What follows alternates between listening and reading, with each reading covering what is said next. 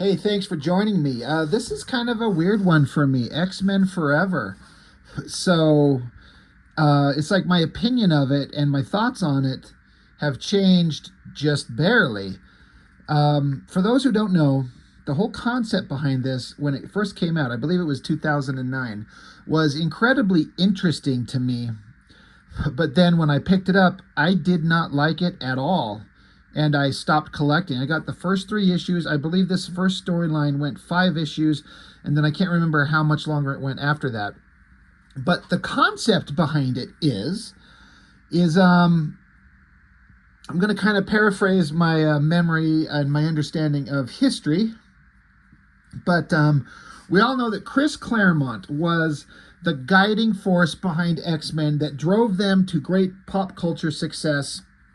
No matter what anybody says, it was his storylines and his way of guiding the book that made X-Men what it was. Like before there were cartoons and Jim Lee and movies and stuff like that, the X-Men was a big seller that was kind of, as I understand it, like a dream gig for a lot of people. You could make a lot of money, relatively speaking, drawing X-Men. And some of the best stories, all the stories that anyone ever remembers from X-Men, mostly come from the era that Claremont wrote in the late 70s and the 80s. You know, the Dark Phoenix saga and the Days of Future Past and all that type of stuff. But once Jim Lee came along and they restarted X-Men with a new title, Uncanny X-Men was still going, but they created a second title, and Jim Lee went with him, with Claremont, to do the new X-Men title. After the first 3 issues, Claremont was off of X-Men. And as I understand it, he was kind of forcibly removed. I don't know that he left of his own kind of choice. I don't know if there was a difficult conversation or they just kind of hinted like, hey, we think it's time that, you should leave. And he just kind of had to, or if he rage quit, or whatever the case was. But Claremont was removed from X-Men after, I don't know how many years, forever. And he felt a certain amount of ownership over the characters. Like, he kind of felt like they were his, because he guided these people and probably thought of them in his head. When you live with characters for so long, in a way, they start feeling like, not like real people, but they're real beings that you think of, and you're guiding their stories. And he kind of had like a personal ownership. I remember reading some interviews where if anybody wanted to have the X-Men guest star in something, they had to get clearance from Claremont, like, this is what I want to do and this is how I'm going to do it, to make sure that they didn't goof up what Claremont was doing on X-Men because it was so popular. But Claremont got removed after issue 3 of the regular new title X-Men in 91, whatever it was. And they handed over creative control to Jim Lee, which I'm not saying it was right, but I understand considering the popularity that book had.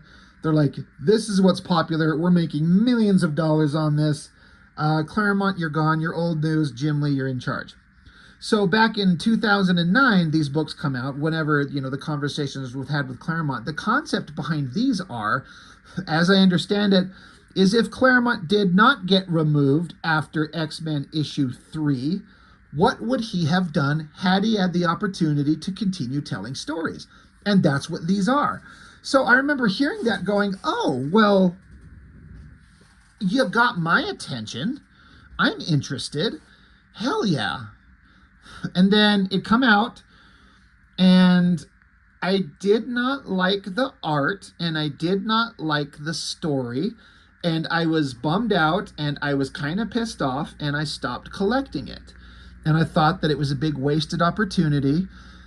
And I kind of had this idea that, sometimes a creative genius has their time under the sun, of popularity, and just everything you do is just magic, but it's a limited amount of time, and eventually it dries up and goes away.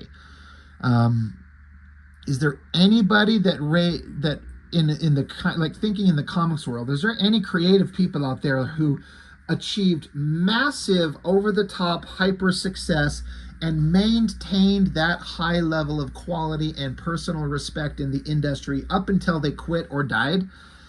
I don't know. Alan Moore as a writer, I mean, he's controversial, but when you're that popular, of course you are. But I've never read anything he's done that wasn't at least kind of interesting.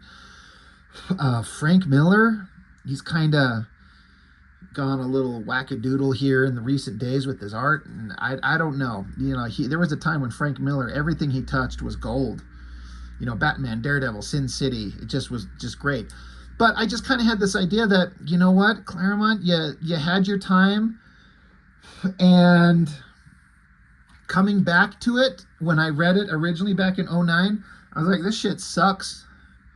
I didn't like it at all, and I moved on. So now, forever later, forever, I found him, dug him out, and did a little research first, which I usually don't do.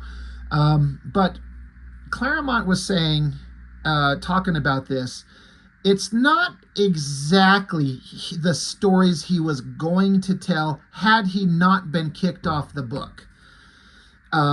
Because this is not in the regular standard X-Men timeline, because those books are still going. This is essentially like a what-if series. This is an alternate universe series, Elseworlds type stuff. So he could do things in this book he would have never been allowed to do on the regular title. Relationships with characters, killing off certain characters, doing other things. He was kind of given freedom to do anything. And, I mean, he killed off characters sort of in his original run, but it was very few and far between, because these are corporate characters and they have to exist for time forever. And so, you know, you can't really make any major changes. But given the opportunity, like, well, what would you have done? It's not exactly the stories he would have done had he got to continue. I suspect it's somewhat close, but then he got to do wild, crazy things just because he had the opportunity, because it's not in the main X-Men continuity timeline. And so having picked these up, or found them and reread them, I actually found them kind of interesting. And I appreciated the art from this Tom Grummett, who I'm aware of. I've been aware of his work, but I don't know where I've seen it before. I know that I have, I just don't know where. But when it first came out back in 2009, not a fan. I didn't dig it. But looking at it now, it's not my favorite thing, but it's still pretty damn good. And the stories, I was actually kind of shocked to see the characters go this route. I think I've kind of learned to kind of appreciate, well, let's go off on some wild directions and see what the hell we can find out about what these characters could or could not do. And it reads like a Chris Claremont X-Men. I talk about that. He's got a very distinctive voice and a way of having these characters speak and think and interact, and sometimes it comes across as kind of cheesy and kind of silly, but he also kind of makes it work somehow. I don't get how, but he does. And it's one of the things I kind of didn't like about it at the time, but now looking at it, a little bit of nostalgia personally for like, oh, that's kind of what the X-Men always were. So it's the concept, like I said, I'm just repeating myself. Imagine you just got done reading X-Men #3 by Jim Lee, where the X-Men had that big final confrontation with Magneto, and they were up on Asteroid M, and Magneto had been manipulated by Moira McTaggart, and the asteroid gets shot by a laser beam from a satellite from the humans, and the X-Men, you know, Magneto had died, is the theory. And there was this character, Fabian Cortez, who ran the Acolytes? Is that right? Or am I just thinking of that god-awful Star Wars show that just got done and canceled?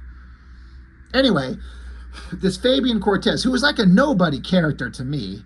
I don't remember if he ever showed up in the X-Men timeline proper ever again. I actually don't remember. But he was a major character. Apparently, Claremont wanted to kind of continue on. So that's the idea to kind of keep in mind of where this story picks up, right after X-Men #3. Not X-Men #4, where we get into Omega Red with Wolverine and all that other nonsense. This is the X-Men team continuing on after issue 3. So they're all in those Jim Lee era 90s costumes. You might be wondering, why in the hell is Sabretooth here? And look, Kitty Pryde, Shadowcat, whatever name she's going by, and Nightcrawler, they were not in those stories. They were off with Excalibur. But I think Claremont's like, no, if I'm going to write X-Men, I want all my friends back. And my friends include Nightcrawler and Kitty Pryde. So I'm like, oh, okay. You know, I like how they put up in the corner box that old Jim Lee artwork, just to kind of make it kind of fit the aesthetic, as if we're continuing off that. So, previously in X-Men, retiring to his secret base, Asteroid M, Magneto had attempted to remove himself from the battle between man and mutant. So yeah, that's what was going on in the X-Men #1, where he was just like, I'm going to be up here on Asteroid M, everyone leave me alone. But then the Acolytes come along, so it was that name, yeah. Led by Fabian Cortez, they convinced Magneto to engage in a massive offensive against the human population. The X-Men tried to intervene, but Magneto detonated a nuclear missile. The governments were pissed at him, so they took him down, shot at him, and the X-Men's greatest adversary met his end. Now the X-Men must reestablish themselves in a world without Magneto, but where mutants are feared more than ever. Nick Fury, director of S.H.I.E.L.D., has been dispatched to Xavier's school of gifted youngsters to keep an eye on the X-Men as they attempt to tie up one of the loose threads from the Asteroid M mission, the capture of Fabian Cortez. So that douchebag loser Cortez, who I don't remember whatever happened with him, that's like a major story point. An interesting story point or thing I'm just seeing here. Rogue, her real name is Anna Marie Raven. I don't know that I ever known that was actually what her name actually was ever disclosed to be. I mean, isn't it Marie was her name in the X-Men movie by Bryan Singer? Am I remembering that correctly? And Anna Paquin played her in Raven, because I guess she's the daughter of Mystique. I like how Jean Grey never has they just don't ever have like a superhero name. She's not Phoenix because she doesn't have that power anymore, and she's not Marvel Girl because who knows why. But, so yeah, we're picking up. And then it starts out with Jean Grey making out with Wolverine. And so you're like, what the fuck? Now, there's always been like the flirtation between Jean Grey and Wolverine. And Wolverine's always been into her, and she's always been attracted to Logan. But it's been established, in my opinion, as a real strong and true loving relationship between Jean Grey and Scott Summers. And so, depending on where this goes, and again, I know because I've read the book, but to start out, I'm like, well, this can't be real, because these characters wouldn't do that. But having reread what Claremont was saying, like, I can do anything I want. So this is kind of disturbing to me, in that if this is real, it makes me lose respect for both these characters. Wolverine, you don't mow another guy's lawn. And Jean Grey, respect the man that you love, and if you don't want to be with him, leave his ass and tell him, and then don't go over and just start sucking off Logan. Like, just have some respect, you two. But anyway, Logan was the first to say the words, and it was as though a great door had opened to her heart to let in light so bright and pure she never dreamed it could exist. Jean couldn't help smiling. She'd never felt such joy. He didn't ask for a reply. She gave him one anyway. He was hers, and she was his, and that was all they needed to know. Life was good. Okay. It's Jean Grey fucking fantasizing about this. And then poor stupid Cyclops, he's like, hey, love of my life, are you all right? You were kind of lost in thought there. She's like, yeah, my mind was wandering. So I'm instantly like, fuck you, Jean Grey. Like, I get, like, if you're not into somebody anymore, tell them and move on. Don't sit there and fantasize about fucking Wolverine, like we all do, right? Hugh Jackman's a beautiful man. But come on. And then Cyclops, just the poor guy, is just like so focused on his job. He just kind of assumes that this woman who created a psychic link with him, with the Phoenix Saga, and they've been in love since they were teenagers, and they've been together forever. He just trusts her. And she's over here fantasizing about being with Wolverine. It just pisses me off. I don't like that. But again, this is a what-if story, so who cares? So And this is me being stupid, thinking about shit that shouldn't matter, but they're in a freaking, well, a version of a Blackbird, a jet that flies super, super fast. Rogue and Storm can fly and keep up with the jet? I don't think so. But anyway, they're searching out Fabian Cortez. They're trying to find him. They're in mental contact with Professor X back at the mansion. I think Beast is back at the mansion. He's not on the jet. Storm here. She's a little aggressive. She says, I'll say this again, Scott. You're being too cautious. Let me go ahead as I can take Cortez by surprise.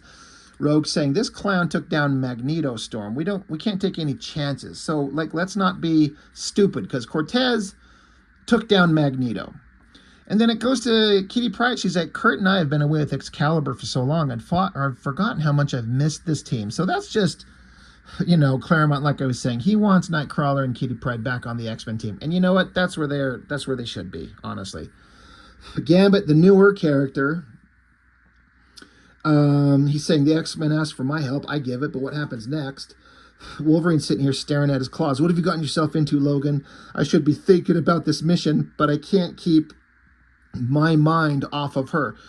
So even Wolverine is fantasizing about Jean Grey. Like, that is Cyclops' girl, dude. Fucking stop it. Anyway, Nightcrawler's flying the jet. They're going to search for Cortez. Talk. They're talking about how Cortez's powers is he can cause their powers to overload, and sometimes overloading their powers, it kills the mutant. So we have to be careful with him. And Jean Grey's thinking, Scott runs the team, this mission so well, so naturally, so well. There's so much about him to respect. I've loved him for so long, but my eye is always turned towards Logan. And yet... And then, boom, something blows up the jet. So all the X-Men are like, oh, shit, we're going down. The jet's uncontrollable. Holy crap. We got to get out of here. So it was a shock. Now they're falling out of the jet. Nightcrawler teleports people out. And they're talking about there was no sensor warning. Like, there was no radar lock. There was no... It was a complete surprise to the technology and the mutant powers of everyone involved. So... something's kind of sneaky and scary. Storm says, I caught a glimpse of what hit us. It must have been cloaked. I'll deal with this. Rogue's like, well, what about the team? Storm says, take care of them. Leave the rest to me. So she's a little bit of a ball breaker. She's on to go solve some problems. And this shot of the team tumbling through the sky is pretty damn good. I like it. It's working pretty well. Again, I've never been a huge fan of this Tom Grummett. Am I saying the name correctly? Yeah, but I'm kind of liking it here.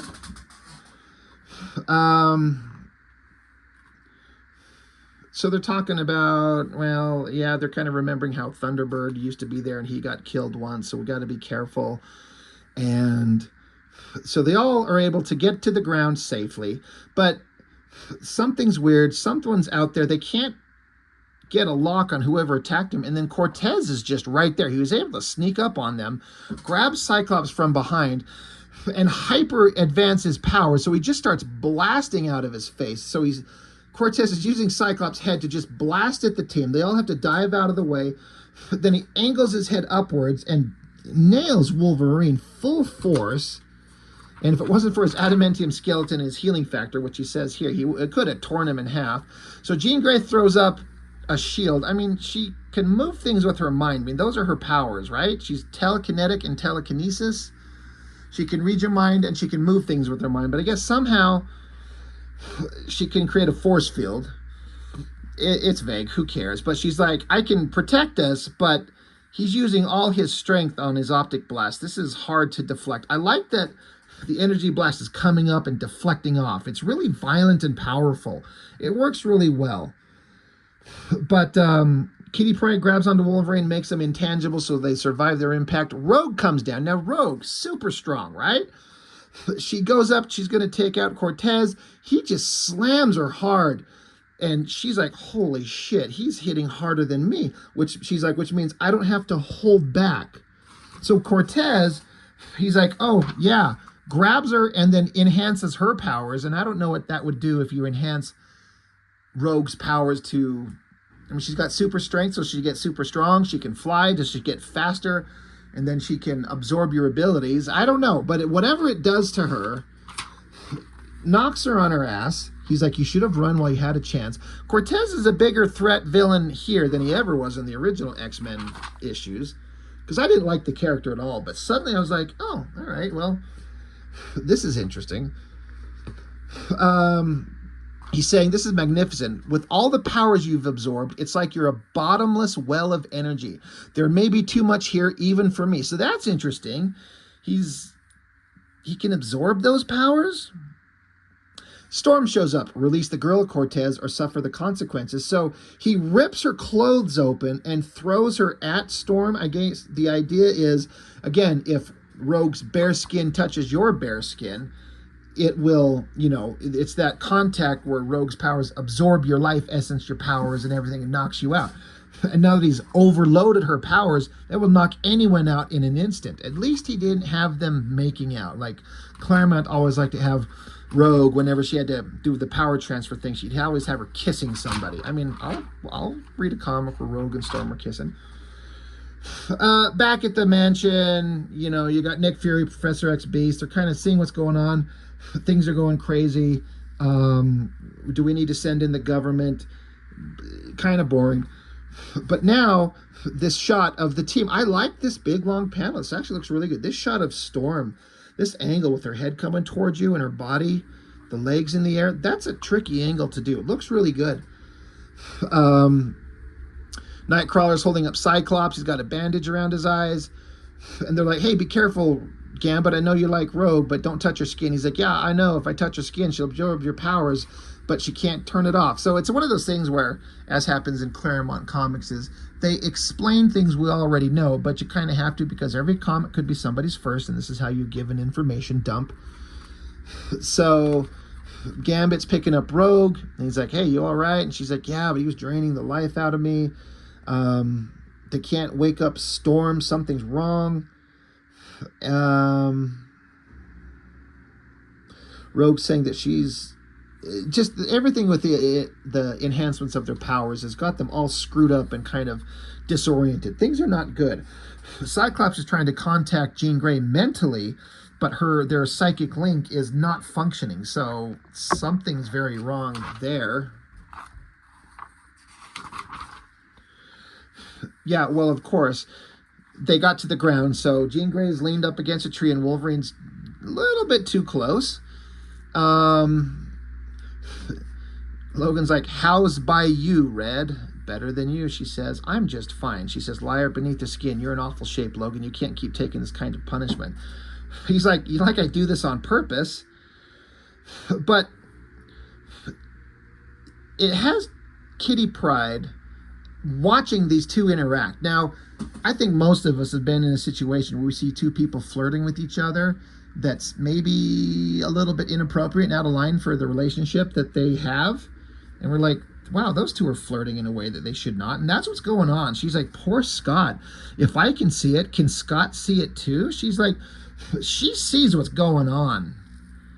And she's like, this sucks. But sound in the background, oh, there's Cortez. I guess he's here now. So grabs Wolverine, and who's thinking here?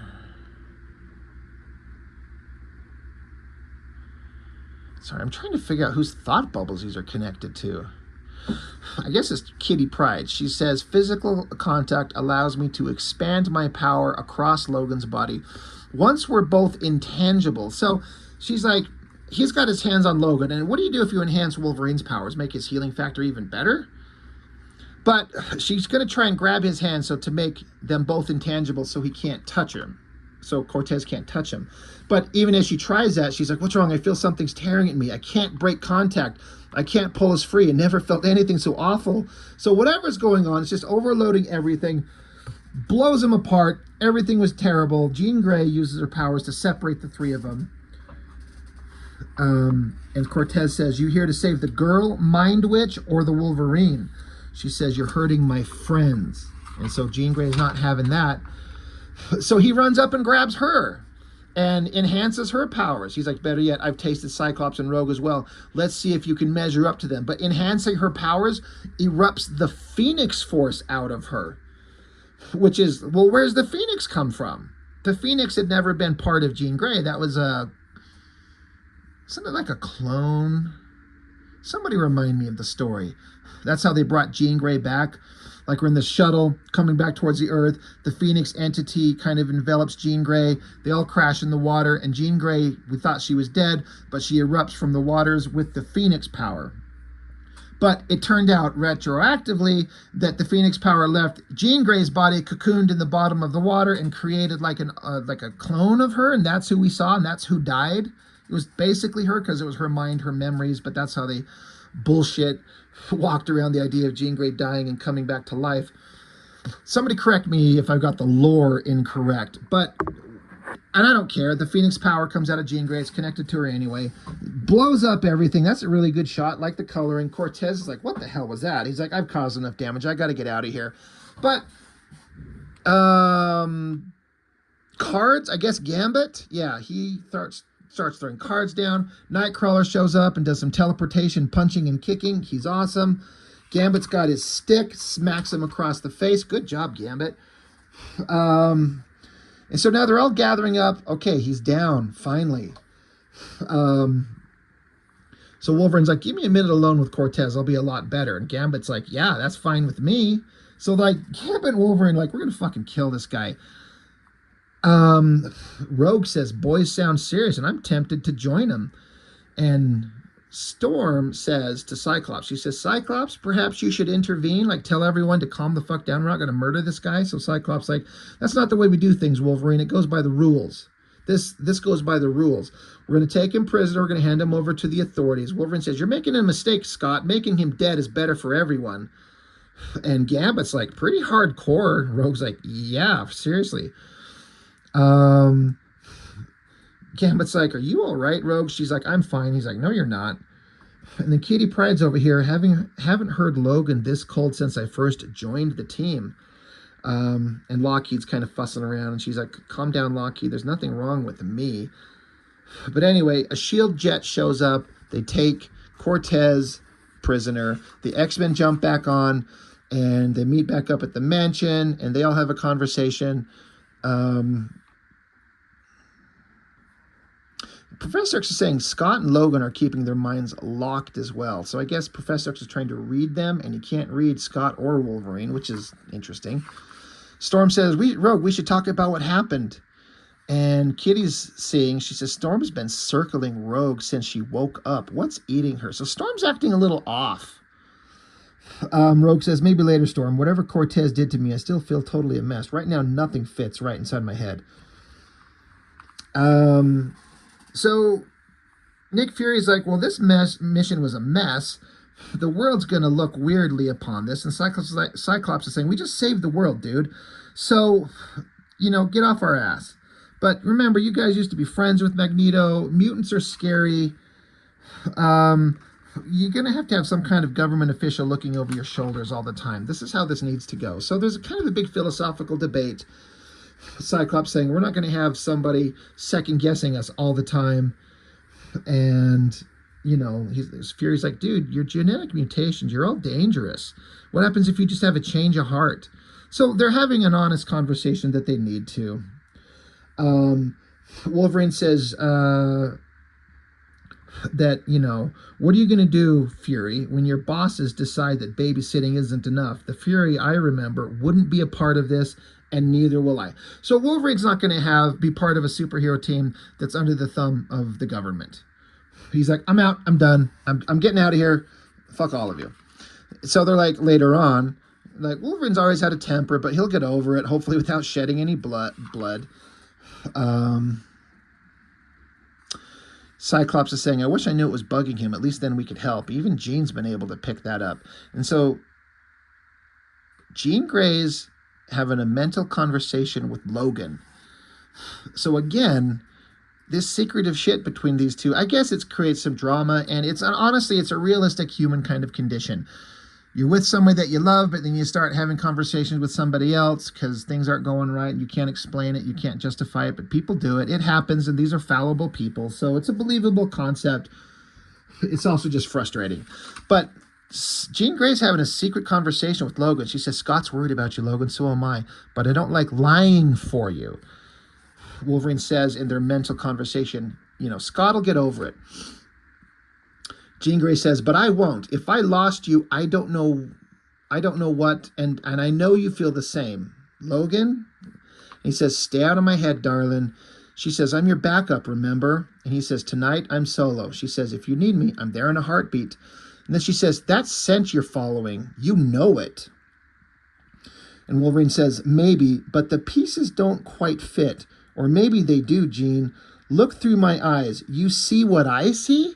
So Wolverine's like, something's weird here, but look what I just found. I found something interesting. Like, see through my eyes. What do I see? So Jean Grey then says, Logan, get out of there right now. I'm on my... And then, boom, she screams for Logan. An explosion of energy and the Phoenix Force, and to be continued in 2 weeks. So Wolverine took off, but he's investigating something, and he found something weird. Something's not right. And then she's like, oh my God, get out of there, boom. And then it kind of, not blows her up, but it makes an eruption of her powers. So, and then this was kind of awesome, and also a fucking bad spoiler, but you know how covers go. But there's Wolverine's burned out adamantium skeleton. What? So, having read this first issue, like I said, just for the first time since I got it, I actually kind of liked it. So I'm like, this is kind of interesting. Why did I dislike it so much when it first came out? We're just going to go through all three of them. Starts out with Sabretooth on the cover, issue 2. So it just starts out with a lot of dialogue. Basically, cops are driving along. There's a big flash of light in the park. Holy shit, what was that in the park? So, it looked like the sky was on fire. What is it? They're like, hold on, you know, what's over there? What's that stench? And we flip, and there's that image. It's Wolverine's skeleton with maybe the remnants of his mask on, and his adamantium skeleton, but all his flesh is gone. And an interesting point, he's only got 2 claws. The middle one is actually broken off. See the missing snapped off middle claw? I noticed that. I'm like, did I miss something? And so I actually went back and was looking, like, was he missing a claw?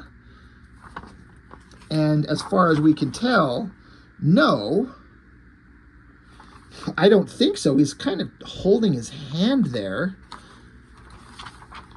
So when he got grabbed on by Cortez, he's got 3 claws.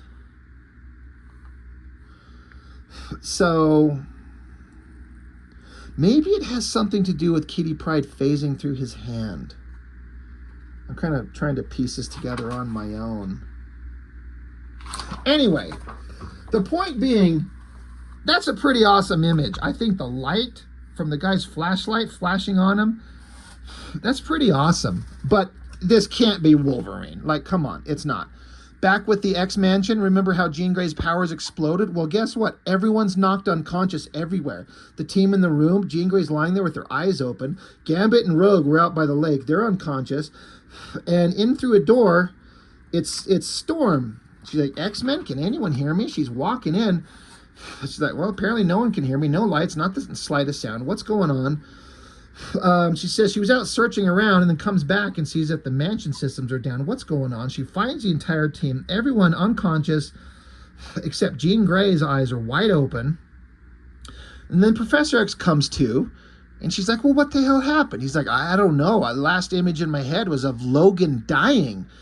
And Storm's like, no, impossible. And Professor X is like, I hope you're right.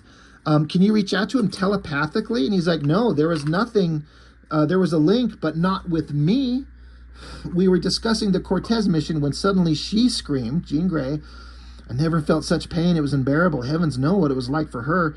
She must have held tight to him, protecting him, fighting for his life until the end. Why didn't she trust me? Why didn't Logan? If I'm right about the link between them, she may well know who struck him down. So Storm's just looking on. Meanwhile, everyone's picking themselves up from the getting knocked on their asses. Cyclops is trying to wake up the love of his life here, who's having a little mental flirtation with Wolverine. Can't get her awake, so they got to take her to the infirmary. And Fury's like, what the hell was that? Like, even my phone was designed to survive a nuclear electromagnetic pulse, and this thing is knocked out. What was that? And they're like, we don't know, but we got to dig into this. We got to find out what's going on. So Cyclops is like, we got to get Hank, we got to get Beast awake and get Jean Grey to the infirmary. We got to figure out what's going on. Come on, everyone, get your asses up. Let's go. So Gambit walks in, got Storm. He's like, we're just down by the lake. It looks like we got hit in the head by sledgehammers. Rogue, Gambit says, I just got clipped, but Rogue took the full hit. So Professor X is trying to reach into Jean's mind, see if he can get anything from inside her mind. It's not working. Jean erected walls around herself. Even I cannot penetrate. He said erected and penetrate. We'll have to have her answer questions when she wakes up. Anyway, everyone to the infirmary. So they charge down there. Beast is awake. They're picking themselves up. It's like something terrible has happened. We have to figure this out. They're like, Professor, if we're under attack, we should call for help. X-Men are scattered across the globe, but my ID with the Avengers is still good. So I like the idea that they're bringing back the concept that Beast was with the Avengers for a long time. We could call in the Avengers if we need. Meanwhile, Fury's trying to, make his government contacts and figure out what the hell's going on. What have you found? They're like, well, you were asking about Wolverine, right? And Fury's like, yeah, where is him? What's his status? They're like, well, we're sorry. We got some bad news. We found his burned-ass skeleton. And they're like, well, we don't know for sure because the fire basically vaporized all his flesh. There's no DNA left to check. The only thing that's left is his adamantium core, but it's very unique to him. Who else would this be? Who else is this size, wearing that mask, and has adamantium claws, and is this height? But we can't verify it with 100% certainty because we can't check any DNA because he's vaporized. And this agent's like, by the way, he had 6 claws, right? And they're like, yeah, 3 on each hand. And the guy's like, well, one of them is missing. So then Fury's like, well, maybe what you found isn't Wolverine. Check again. Be sure. Because adamantium, it's unbreakable. You can't snap those off. So maybe this is not him. So they're like, well, we got to dig into this. We got to, we got to start solving the mystery. Back with Fury. He says, I didn't think it was possible to incinerate all his biological material down to the molecular level. What about his missing claw? Maybe it means it isn't him. Thinnest of strands to hang our hopes on, but then again, Wolverine survived everything thrown at him before. Why should this be any different? Real question is, who did the damage? Hopefully Miss Gray can provide that answer. But whoever did this, can the X-Men handle this? Who knows? And he's like, wait, he senses that someone is here with him. He senses someone's around. But he's like, not a sound, not the slightest shift in the air. I'm totally alone. So what is it? He's like, what am I reacting to? I don't even know. Something's here, sneaking around. I don't like it. So he gets back with the team. Fury's like, hey, can you detect anything? He's like, no, I've just got a feeling. And Professor X is like, no, I only sense us. I only sense the X-Men, but I'm not infallible. Wolverine excelled in evading contact. So a little bit of hint of who this could be, right? So he's like, by the way, what did you find? And Fury's like, dude, it's not good news. People found a body, nothing left but adamantium bones and claws. But that alone is pretty convincing. Professor X says, we've been through so much, I don't want to believe it. We may not have a choice.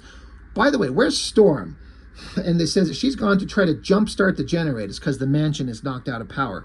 And they're like, well, that's pretty gutsy of her considering she's claustrophobic.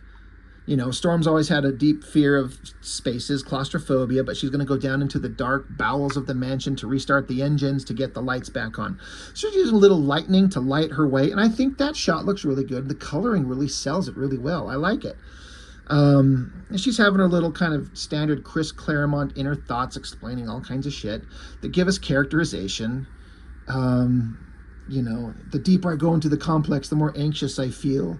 My power binds me to the sky. That is where I belong. Down here, I feel like the world itself is waiting for a chance to crush me. I refuse to yield to this fear. I am better than that. The sooner I restore the grid, the sooner I will be free. And I need privacy away from Charles and the others to think. When the X-Men were attacked by Fabian Cortez in Spain, Rogue absorbed my powers and my memories. She claims she remembers nothing. But what if she's not being truthful? So what is that supposed to mean? It sounds like Storm's got some secrets she's keeping. Something's a little weird here. What did Jean learn from Wolverine before he died? The risk is too great. I have to, like, what? What is she talking about? Something's off here. But then she notices something in the distance, or like right behind her. Sabretooth is there. She's like, how the hell did you get here? He's like, woman, there's no place on earth that can lock me out. And as to why I'm paying a visit, it's to kill you. My claws ain't adamantium like the boys. They're bone, but they cut just as deep. I hope that hurt, because there's more to come. So then Storm, like, fucking lightning bolts his ass. Boom. She says, I hate to disappoint you, but I am not that easy to kill. And then they get out of the hallway into another room. The lights turn on.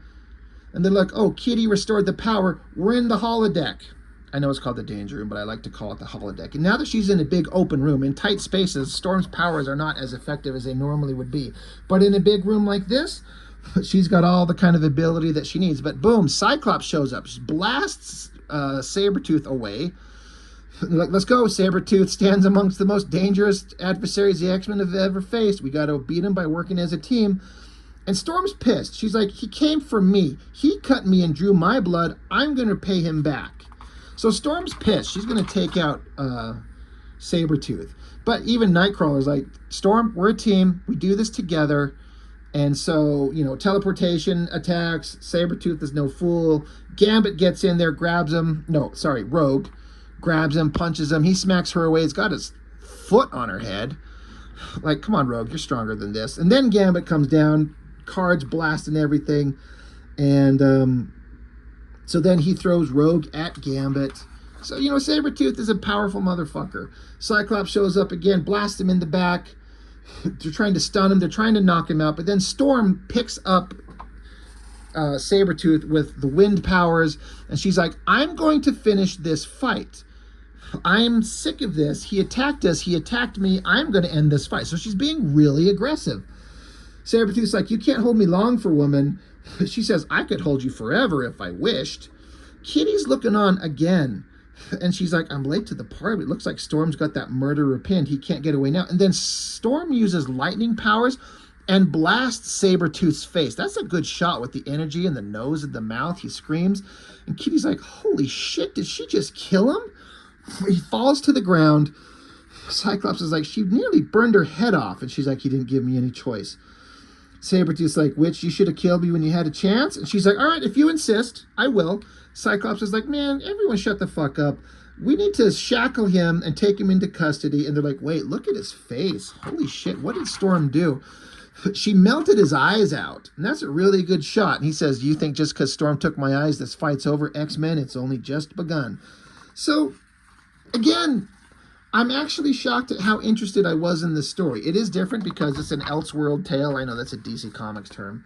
Not, you know, it's like a what-if story. It's a different timeline. But taking the X-Men from where they were and having Chris Claremont unleashed to tell the story that he wants without any concern of, well, we can't do this because it's too violent or it's going to ruin the corporate characters that need to live forever. I'm actually like, there's kind of a mystery brewing and characters are acting a little different. What's the mystery? I don't know. A perfect storm of evil. So, government people looking down on all the various things that are going on. We get what looks like the remains of Wolverine. Apparently Wolverine's fabled luck has run out. The X-Mansion is shut down. Things are going crazy. There is Sabretooth. He says, my eyes, I'm blind. And Nightcrawler's like, Storm, what have you done? She says, I'm sorry, Scott, but he attacked our home. He was about to... And Cyclops interrupts, you almost killed him. We'll talk later, but right now he needs medical attention.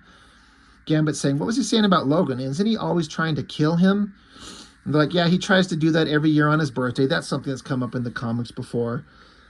But Cyclops like, he's here for some reason. We need to find out what it is. Maybe he can help us figure out what's going on with Wolverine. But then, Sabretooth passes out. They're like, is he dead? Like, no, but his pulse is weak. We need to get a med kit. We need to get him to the infirmary. And Storm's like, the infirmary, Scott? Surely you mean the brig. So Storm's being continuing to be kind of militant, kind of harsh. And I would agree. Sabretooth is not someone you want to fart around with. He'll kill you. Yeah, give him medical attention when he's in lockdown. But, we got to be heroes. Even Kitty Pryde's like, I've never seen Storm like this. Cyclops says, we have to make sure he's all right. He can't answer his questions if he's dead. Storm says, he's dangerous. And she's like, and Cyclops says, yeah, I know, but we've handled him before. I don't understand you, Storm. And Storm's like, perhaps I'm simply tired of fighting the same adversary again and again. And then Kitty Pryde says, my arm, it won't stop hurting. So again, I think that has to go back to where Kitty Pryde was touching Wolverine's arm to get him to phase out of the contact of Fabian Cortez, and their arms touched. Because where did Wolverine's claw go? Cyclops is like, well, we're in the dark. We need information. And Storm's like, well, from a creature who would slaughter us for fun? Well, like it or not, Sabretooth is our only lead. We have to try. And we can't do that if we're dead, my friend. So the two leaders of the X-Men are kind of butting heads here. And Kitty's just watching on going, what the hell is going on with the X-Men here? I like that Chris Claremont, I think he really loves Kitty Pryde. Like, he makes her a really great character from the time she was introduced. And he seems to have a real affection for her. And I like that she's kind of the voice of, like, the outside eyes looking in at the team and how they've kind of become this way. Storm says, what about his next attack? Cyclops says, the man is blind and unconscious. He's not a threat. She says, well, for now, can we shoulder the guilt when he claims his next victim? He says, we'll deal with him after he wakes up. I won't be part of a firing squad. And they're like, well, his pulse is almost back to normal. He's a fast healer, just like Logan. Meanwhile, Jean Grey, still knocked unconscious.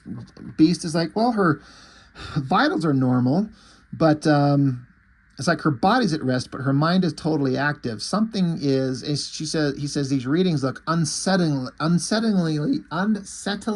familiar. I think they're implying the Phoenix.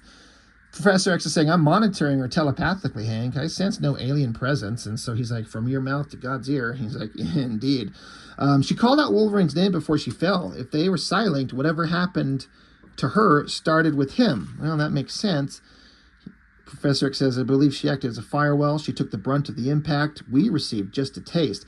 But to strike her, still sufficient to strike her unconscious, it makes one wonder what happened at the source with Logan. So Beast is like, you're going to try and get through to her?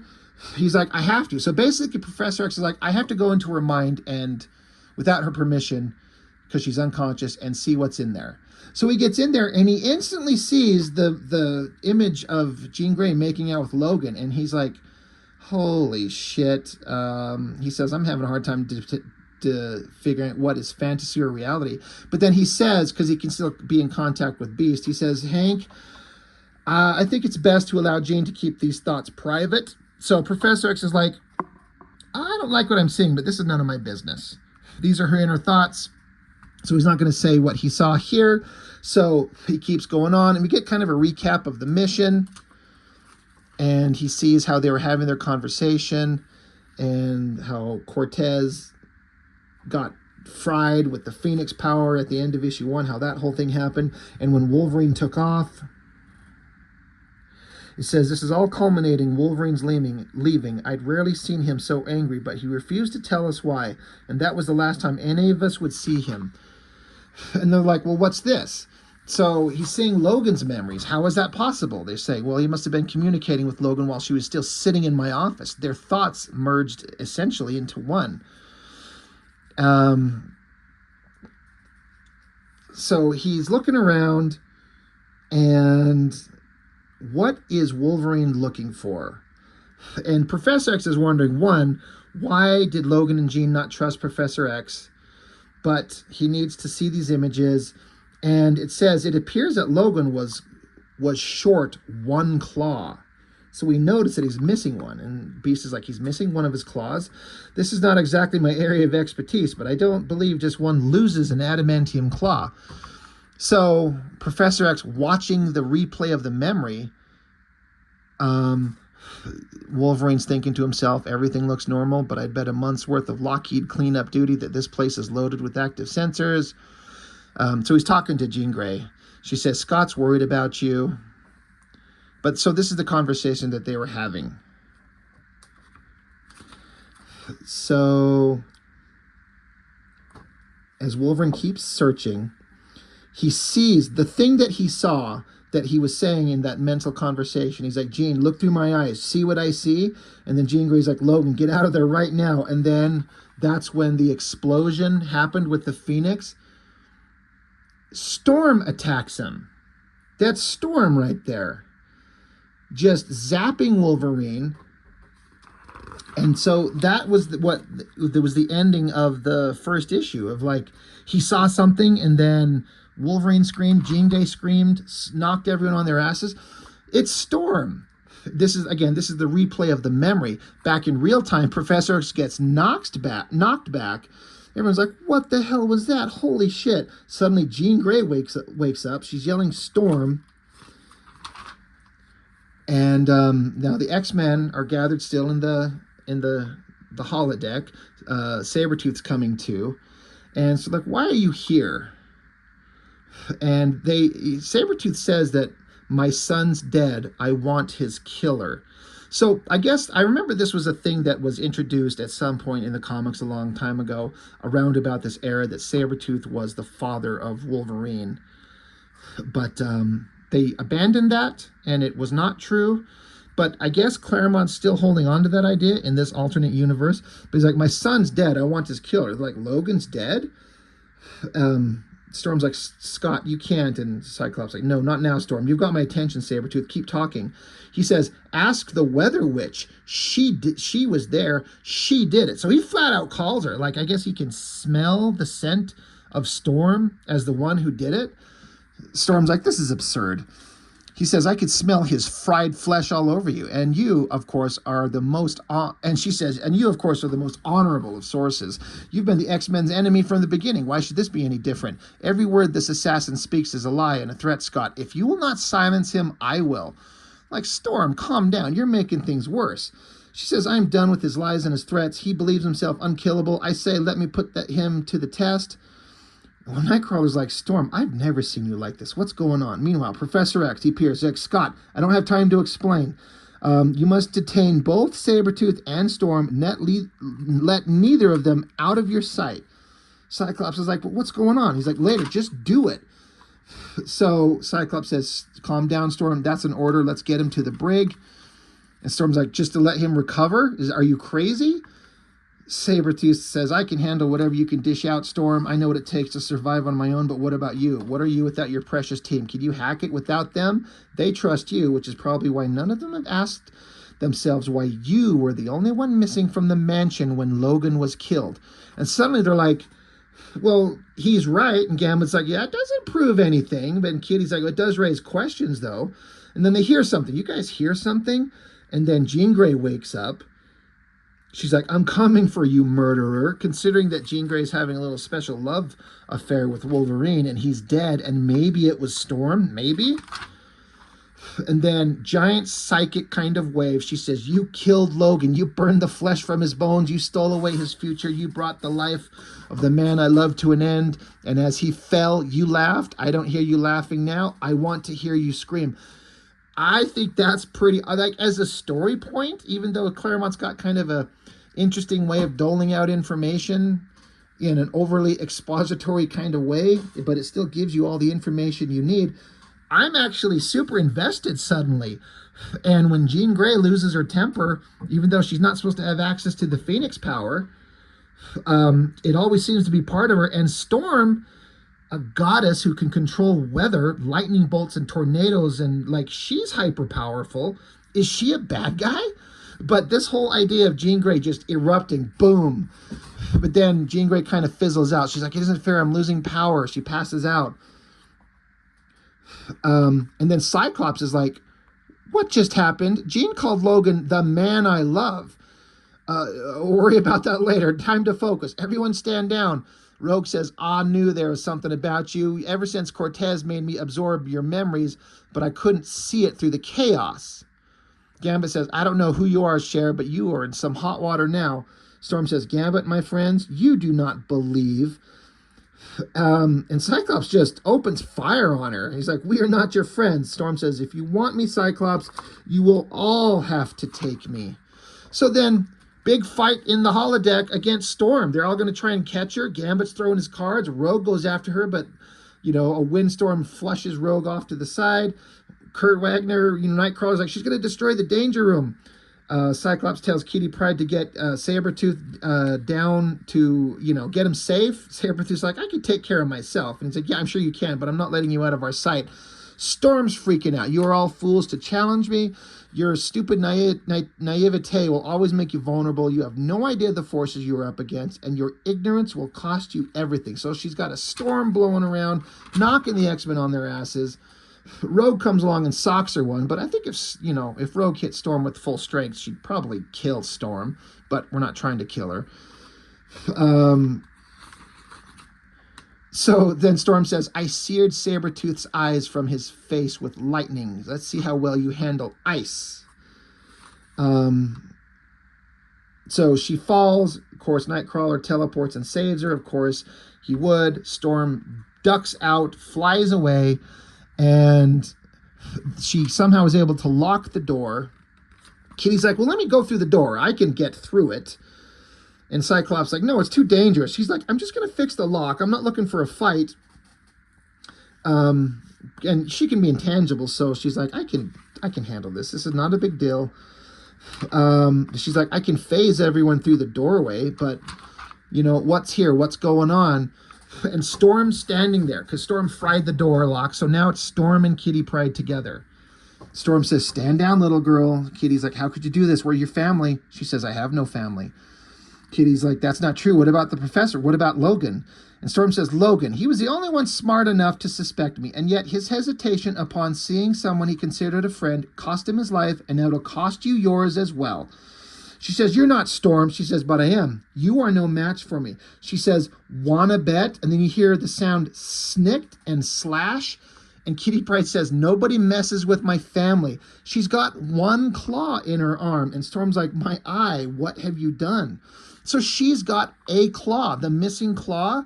The only connection I can figure, because not having issues 4 and 5 of this 5-issue miniseries, is when she touched his arm, it was very specifically that arm that had the claw, and then it was missing. Somehow it phased into her. How did she not know? I don't understand. But she's got one claw, and she stabbed out Storm's eye. What have you done? It says, next issue, strike back. And then you got the cover. I was going to say, I don't know who this is supposed to be, but with Lockheed, that's got to be Kitty Pryde in some kind of adult outfit. And then cover to issue 6, trying to see if I can determine from the small. You got Nightcrawler, Jean Grey, Rogue, Sabretooth, Beast. It kind of looks like Storm. I don't know. So, and then issue 6, issue 7. So there's this backup story. Who gives a shit? So X-Men Forever. Like I said, when I first got these, I did not like anything I read. And I stopped collecting them because I was disappointed. Probably because I wanted to see Jim Lee type artwork, and I was very kind of invested in the stories that had already happened. But given some time, I'm actually super into this story. It feels like a Claremont story. It feels like Claremont X-Men. It feels like the team of characters that I've been reading in those old issues from the Dark Phoenix saga and the Proteus saga and all those great issues that Claremont wrote. It feels like those characters again. It feels like they've been gone for a long time, and here they were again, and going through new crazy dramatic stuff. And I'm actually pissed at myself that I didn't pick up the rest of them. When I found these, like I said, I went digging through more comics, and I dug these out. And I'm like, oh yeah, this stupid thing. I remember thinking in my head, I was going to title this video like, how do you ruin your legacy or some shit like that, because I'm stupid. But then I read them, and I'm like, God, I want to know what happened. So I'm going to have to find out. I'm going to see if I can't find the other issues. Up to, it looks like issue 7, there are covers for this in the last issue here, showing covers I want to know what happens. I bet Wolverine's actually dead. Why is Storm turning evil? Is Sabretooth going to join the team? Like, I'm actually shocked. I had what was my original opinion from when I read these years ago, and I was well, I was going to say I'm wrong. I guess I'm not wrong if I felt one way, but you can change your opinion on a thing. And I'm actually super into it. And I didn't expect this to go an hour, but when I kind of get invested in it, I want to share the story because it kind of works. So I don't know. For those of you who read this, did you like these? Did you enjoy it? Did you kind of feel like I did in the past? Do you feel like I do kind of now? I'm invested. I want to know. I like these characters. And being this kind of otherworldly what-if world, this alternate timeline, I want to know what happened. So I'm going to seek these things out if I can and continue this story. X-Men Forever. I apologize to Mr. Claremont for not being on board with it when it came out. I was stupid. I kind of dig it now. I'm into it. So I guess that's all I've got. Hopefully I can find the rest of these and somewhere for relatively inexpensive. And I want to know what happens. And I'll get it on the channel. So that's all I've got for now. Thank you for watching. I'll see you next time.